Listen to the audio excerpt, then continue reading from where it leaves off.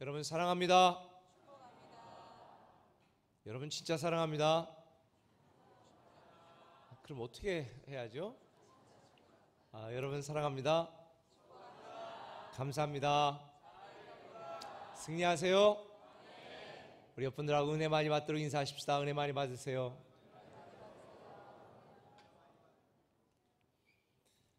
하나님의 말씀은 사도행전 22장 3절부터 10절까지 지난주에 묵상한 말씀 중에서 함께 나누도록 하겠습니다. 사도행전 22장 3절에 10절 제가 먼저 읽습니다. 나는 유대인으로 길리기아 다수에서 났고 이 성에서 자라 가말리엘의 문화에서 우리 조상들의 율법에 엄한 교훈을 받았고 오늘 너희 모든 사람처럼 하나님께 대하여 열심히 있는 자라.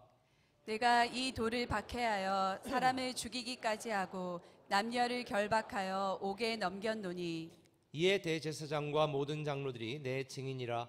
또 내가 그들에게서 다메섹 형제들에게 가는 공문을 받아가지고 거기 있는 자들도 결박하여 예루살렘으로 끌어다가 형벌받게 하려고 가더니 가는 중 다메섹에 가까이 갔을 때에 오정쯤 되어 호련히 하늘로부터 큰 빛이 나를 둘러 비치매 내가 땅에 엎드려져 들으니 소리 있어 이르되 사울아 사울아 내가 왜 나를 박해하느냐 하시거늘 내가 대답하되 주님 누구시니이까 하니 이르시되 나는 내가 박해하는 나사렛 예수라 하시더라. 나와 함께 있는 사람들이 빛은 보면서도 나에게 말씀하시는 이의 소리는 듣지 못하더라. 이르되 주님 무엇을 하리이까? 주께서 이르시되 일어나 다메섹으로 들어가라. 내가 해야 할 모든 것을 거기서 누가 이르리라 하시거늘. 아멘. 여름철 사건 사고들이 참 많습니다. 멀쩡히 길을 가다가 앞에 가는 차가 바퀴가 빠져서 자기 차를 덮치는 바람에 일가족 중에 죽거나 다치기도 하고 또 멀쩡히 가는데 또 뒤에 트럭이 덮치기도 하고 물놀이 또 아니면 여행을 갔다 또 비서를 갔다 많은 사건 사고들이 일어납니다. 그런데 이게 어떤 특정한 다른 사람들에게만 우연히 불행하게 닥치는 일이 아니라 우리도 인생을 살다 보면 우리가 원하지 않고 우리가 예상하지 않은 때에 우리를 힘들게 하고 우리를 눈물 나게 하고 우리를 괴롭게 하고 우리를 슬프게 하는 일들이 종종 발생합니다. 그때 첫 번째는 우리는 이렇게 생각을 합니다. 왜 나에게 이런 일이, 내가 뭘 잘못했기에 라고 생각을 하게 되어집니다. 아마도 인생을 살면서 한 번도 답답하거나 괴롭거나 슬프거나 눈물 나는 일들을 경험하지 않은 사람, 그런 사람은 한 사람도 없을 것입니다. 특별히 자기 자신이 갖고 있는 힘이나 능력이나 또 자기 자신의 혼자의 힘으로는 견디거나 이겨낼 수 없는 그러한 일들을 당하게 될 때에 많은 사람들이 당황하기도 하고 당혹스럽기도 하고 심지어 나아가 실망을 넘어 정말 절망 가운데 빠지게 되는 일들도 참 많습니다. 때는 그것이 가족 때문일 수도 있고 또 자기 자신의 건강이나 또 사업상의 물질적인 문제이기도 할 것입니다. 사실 이런 순간이 되면 누구나 견디기 힘들고 버티기가 힘듭니다.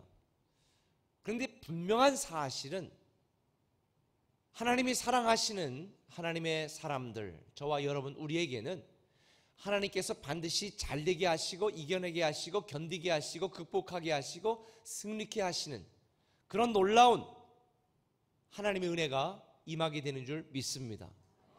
이런 상황을 다 견뎌낸 뒤에 우리가 하나님께 감사하거나 다른 사람들에게 하나님이 그런 일들을 그런 은혜와 사랑을 나에게 베푸셨다라고 이야기하는 것을 우리는 간증이라고 이야기합니다. 그래서 정상적인 하나님의 사람들, 교회를 다니는 사람들이라 하면 이런 간증들이 수없이 많아야 됩니다. 최소한 이런 간증들이 자기 인생을 살아가는 동안에 1년에 한 번 이상 그런 일들을 경험하지 않는다라고 한다면 정말 우리에게 믿음이 있는 사람인가? 우리가 하나님의 사람인가? 우리는 의심을 해봐야 된다고 생각을 합니다. 왜냐하면 우리가 살아가고 있는 삶은 정말 어렵고 힘들고 우리가 예상하지 못한 많은 답답한 일들이 생겨나지 않습니까? 그때 하나님이 우리를 도와주시고 사랑하시고 극복해 하시고 견디게 하시고 이겨내게 하시는 이런 경험이 없다면, 그런 경험 없이 여전히 상처받고 여전히 힘들고 있고 여전히 답답하고 있고 여전히 눈물 나고 살고 있다면, 그리고 여전히 낙심과 절망 가운데 살고 있다면 어쩌면 우리는 하나님의 사람이 아니든지 믿음이 없든지 아니면 우리의 연단이 너무나 깊고 크든지의 문제라고 저는 생각을 합니다. 저도 제 개인적으로 돌아보면 참 많은 일들이 있었지만 그런 때마다 하나님이 인도하셨고 극복하게 하셨고 이기게 하셨고 견디게 하셨고 참게 하셨고 지금까지 참게 하시는 것도 있습니다. 정말 포기할 만한 순간에 하나님이 극복하고 이겨내게 하신 일도 참 많습니다. 이게 바로 간증의 사람입니다. 저는 저와 여러분 모두가 다 이런 간증의 사람이 되기를 예수님의 이름으로 축원합니다. 저와 여러분이 겪는 수많은 어려움과 아픔들, 문제들은 사실 그 당시에는 너무나 우리를 힘들게 하는 우리의 몸과 우리의 감정과 우리의 영혼을 망가뜨리고 무너뜨리고 찌르는 그러한 문제지만, 지나고 보면 하나님이 그것들을 우리의 간증의 재료로, 축복의 재료로, 기적의 재료로, 더 잘되게 하시는 재료로 사용하시는 줄 믿습니다. 저와 여러분에게 이런 간증이 수도 없이 넘치기를 예수님의 이름으로 축원합니다. 오늘 본문에 보면 바울도 그랬던 자기의 삶을 간증하고 있습니다. 오늘 저와 여러분이 읽었던 내용은 바울의 간증입니다. 지난주 말씀드린 것처럼 이 복음과 교회에 대한 사랑과 사명이 너무나 넘쳤던 사도 바울, 죽음을 각오하고 예루살렘으로 돌아갔습니다. 그런데 예상대로 예루살렘에서 붙잡혀 사람들에게 맞기도 하고 고문도 당하기도 하고, 그리고 잡혀서 결박된 채에 어쩌면 죽을 수도 있는 저놈을 죽여버리자, 그 바울을 죽이겠다고 작정한 사람이 40명이더라고 하는 구체적인 내용까지 기록이 되어 있습니다. 이런 인생의 가장 절박하고 위기 상황 속에서 바울은 자기 자신의 목숨을 구걸하며 자기 자신을 사람들에게 변증하거나 변호한 것이 아니라 오히려 지금까지 하나님이 자기 같은 사람에게 어떤 은혜를 베푸셨고 자기가 왜 그런 삶을 살게 되어지는지에 대하여 간증하는 것이 오늘 본문의 내용입니다. 사도 바울은 자기의 괴로움과 자기의 인생의 위기 상황을 오히려 복음을 증가하는 간증의 기회로 삼았습니다. 저는 저와 여러분들도 인생을 살면서 똑같은 상황 속에 처했을 때에 우리는 당장의 상황을 모면하려고 불신앙 쪽을 선택할 것인가, 아니면 정말 하나님이 우리를 이기게 하시고 승리케 하시고 간증의 사람으로 만드신다고 하는 이 확신을 가지고 믿음의 길을 선택할 것인가.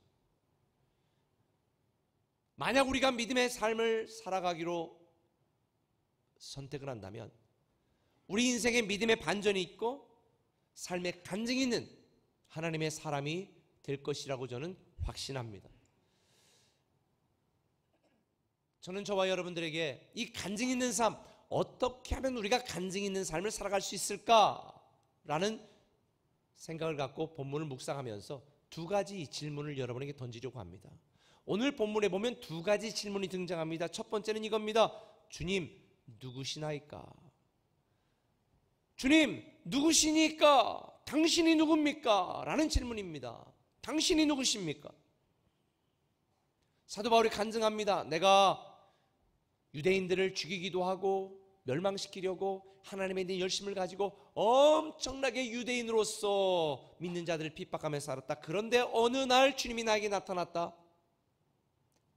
강렬한 빛이 비추어서 나는 앞을 볼 수 없었다. 근데 주님이 나에게 말했다. 그때 내가 물었다. 주님, 누구십니까? 주님은 누구십니까? 그때 주님께서 뭐라고 말씀하세요? 이르시되 나는 내가 박해하는 나사렛 예수다. 나는 내가 박해하는 나사렛 예수다. 바울이 주님 보고 당신이 누굽니까? 라고 물을 때에 주님은 나는 내가 박해하는 나사렛 예수다. 그런데 여기에서 나사렛 예수라는 말의 의미가 무엇인지를 우리가 이해해야 됩니다. 예수님께서 십자가에 달려 죽으신 후에 많은 사람들은 예수님은 실패했다, 이제는 끝이다 라고 생각을 했습니다. 사실 예수님의 생전에도 예수님을 그리스도와 주님으로 믿는 사람들도 있었던 반면에 대부분의 사람들은 이렇게 조롱을 했습니다. 야, 우리 고향에서 메시아가 나왔다. 그러니까 뭐라고 말했어요? 나사렛에서 무슨 선한 것이 날 수 있겠냐, 나사렛 같은 동네에서 무슨 선한 게 날 수 있겠냐라고 육적 편견과 영적인 오해를 갖고 예수님을 인정하지 않았습니다. 무시했습니다. 조롱했습니다. 무슨 그런 인간이 메시아냐고 말했습니다. 많은 사람들이 예수님이 부활하신 후에도 예수님을 그리스도요, 메시아요, 주님이라고 인정하지 않자 성전 미문에 앉았던 안진뱅에게 베드로는 뭐라고 말합니까? 내가 내게 명하노니 나사렛 예수의 이름으로 일어나 걸으라. 나사렛 예수의 이름으로 명하노니 일어나 걸으라. 왜 나사렛 예수라고 했을까? 왜 사람들이 인정하지 않고, 왜 사람들이 무시하고 사람들이 조롱하는 나사렛 예수의 이름으로 일어나라고 했을까? 이건 제가요 경험을 해봐서 알아요. 서울에 가면 우리 친구들이 예전에 아유 공주에서 제일 큰 교회 목사님입니다. 그러면 서울 사는 사람들은 그러세요? 공주에서 무슨 선한 게 나겠냐? 그렇죠? 여러분 지방대 났다. 다 이게 지방에 사는 사람들이 비애라는 걸 몰라요? 지금 여러분 다 지방에 살잖아요.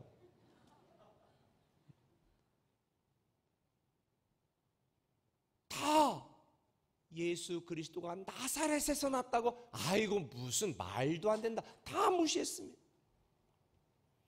나사렛 예수라는 말은 사람들이 무시하고 인정하지 않고 외면하고 조롱하고 실패자라고 생각했던 이름입니다. 그런데 주님은 바울이 당신 누굽니까? 라고 물을 때 나는 내가 박해하는, 내가 무시하는, 내가 인정하지 않는, 내가 조롱하는, 내가 외면하는 나사렛 예수다.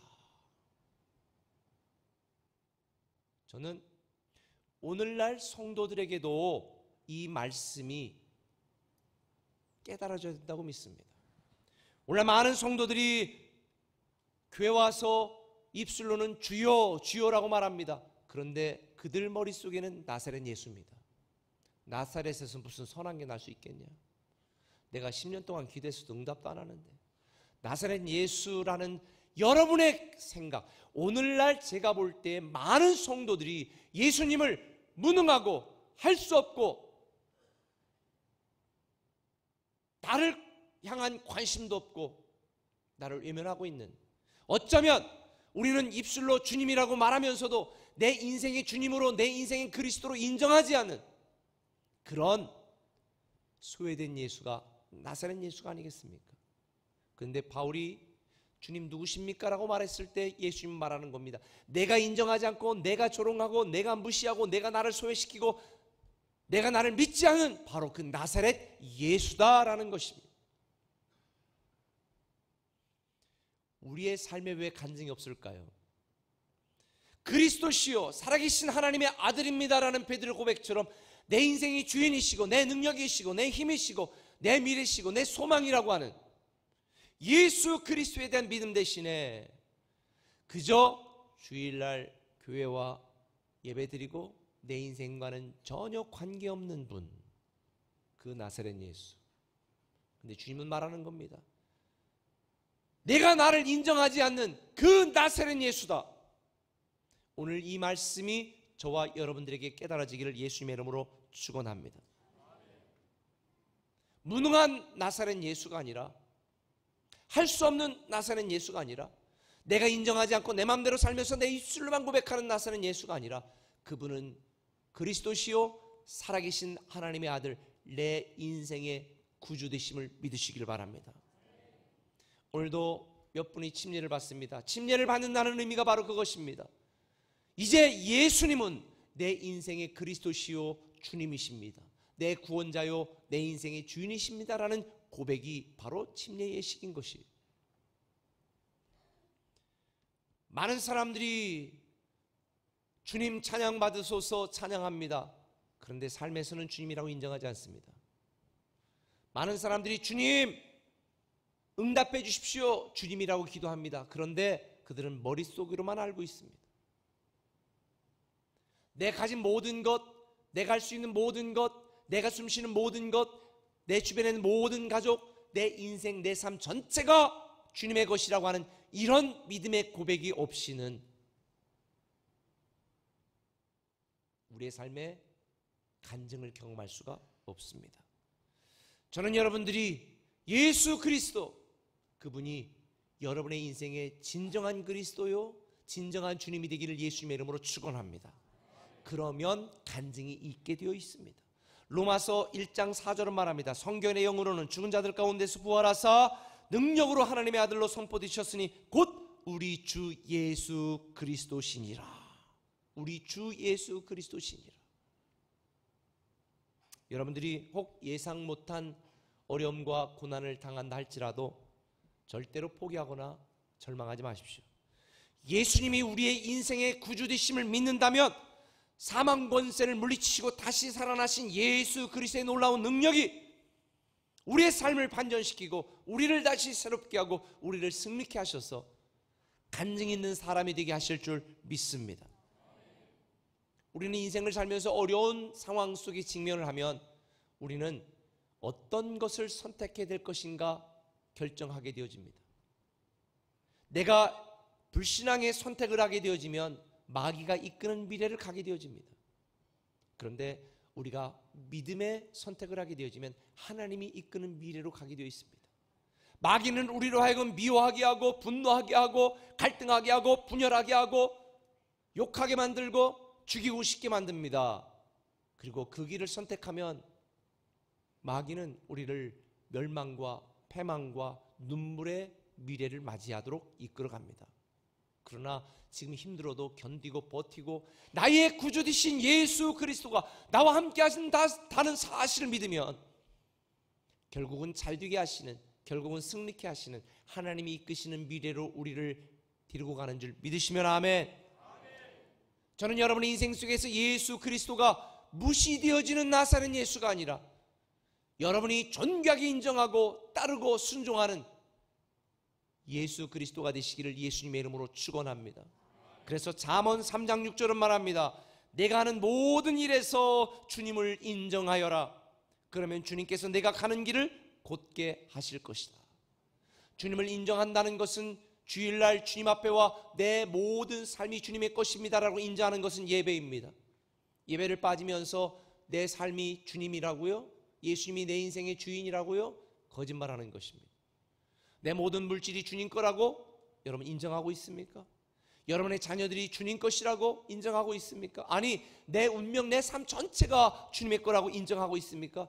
입술로만이 아니라 머리로만이 아니라 우리의 삶에서 예수 그리스도가 우리의 주님이시라는 사실을 믿고 고백할 때에 우리의 주님이신 예수 그리스도가 여러분의 삶에 놀라운 반전을 일으켜 주셔서 간증 있는 사람이 되도록 만들어 주실 것입니다. 절대로 예수 그리스도를 무시하는 인생, 조롱하는 인생, 외면하고 소외시키는 인생이 아니라 예수 그리스도가 여러분의 인생의 주님 되게 만드는 그 믿음의 삶을 살아가시기를 예수님의 이름으로 축원합니다. 한 걸음 더 나가서 물어야 될 질문은 이것입니다. 사도 바울이 주님에게 당신은 누굽니까? 물었을 때 나는 내가 핍박하는 나사렛 예수다 라고 말했을 때에 내가 핍박하고 소외시켰던 그분이 바로 내가 그토록 찾고 믿고 기다려왔던 메시아 예수 그리스도구나 라는 사실을 딱 인정하는 순간 사도 바울은 두 번째 이렇게 묻습니다.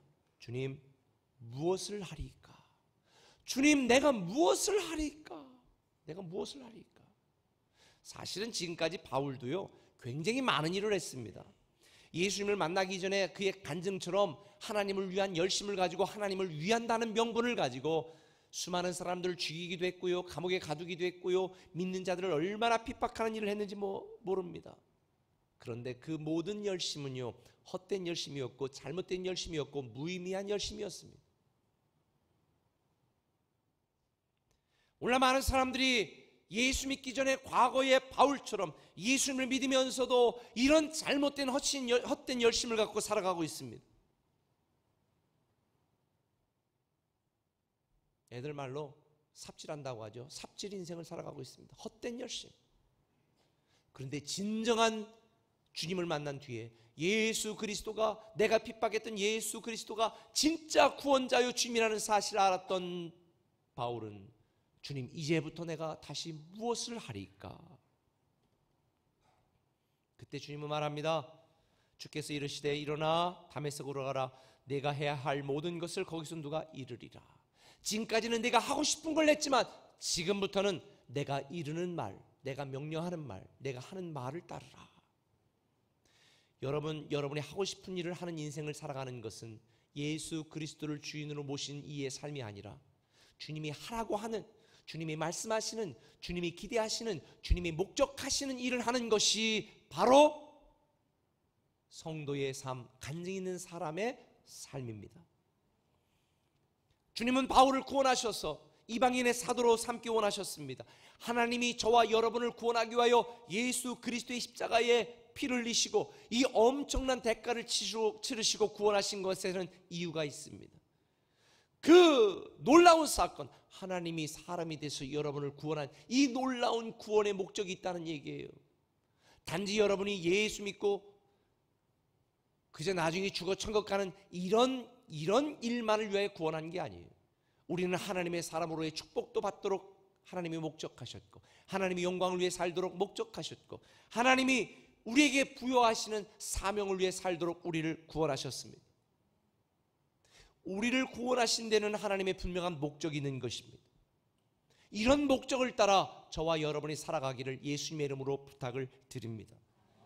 지금 예수님이 내 인생의 구주 되심을 믿는다면 우리는 다시 겸손히 이렇게 물어야 됩니다. 주님, 제가 무엇을 하리까?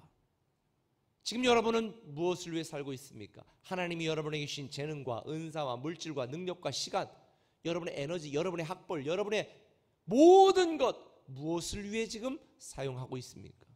단지 하나님이 내게 주신 그 엄청난 재원과 지식과 능력을 나와 내 가족들 생존과 생계를 위해서만 살아가고 있다면 우리는 정말 잘못 사는 것입니다. 우리는 먹기 위하여 구원받은 존재가 아니고 살기 위하여 구원받은 존재가 아니라 하나님을 사랑하고 하나님의 사명을 감당하는 위대한 존재로 살아가기 위하여 우리는 구원을 받은 것입니다. 많은 사람들이 한 달란트 받은 자처럼 땅에 묻어두고 있습니다. 그러나 이제 남은 시간, 남은 물질, 남은 여러분의 인생만이라도 주님을 위하여, 하나님의 영광을 위하여, 하나님의 사람의 축복을 위하여, 간증 있는 사람의 미래를 위하여 아름답게 사용하는 여러분이 되었으면 좋겠습니다.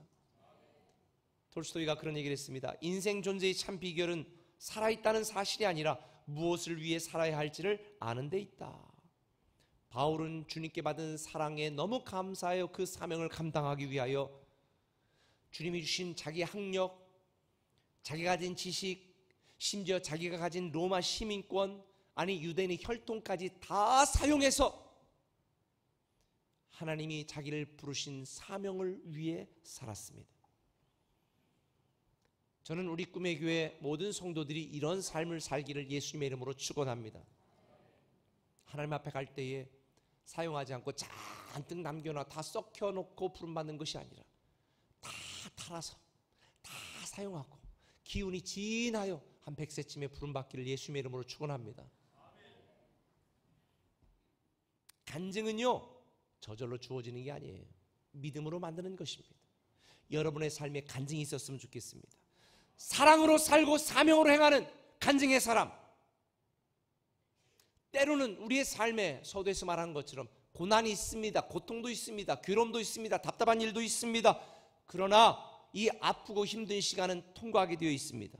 우리를 위하시고 우리를 살리시는 하나님이 반드시 우리에게 그 모든 어려운 시간들, 답답한 일들을 간증의 재료로 사용하시리라 저는 확신합니다. 저는 그렇게 되기를 예수님의 이름으로 축원합니다. 그래서 고린도전서 15장 58절에 보면 주님은 이렇게 말합니다. 같이 한번 읽겠습니다. 그러므로 내 사랑하는 형제들아 견실하며 흔들리지 말고 항상 주의 일에 더욱 힘쓰는 자들이 되라. 이는 너희 수고가 주 안에서 헛되지 않는 줄 알미라. 아멘. 여러분의 삶의 모든 고난을 딛고 현실의 문제를 넘어 반드시 간증의 사람이 되기를 예수님의 이름으로 축원합니다.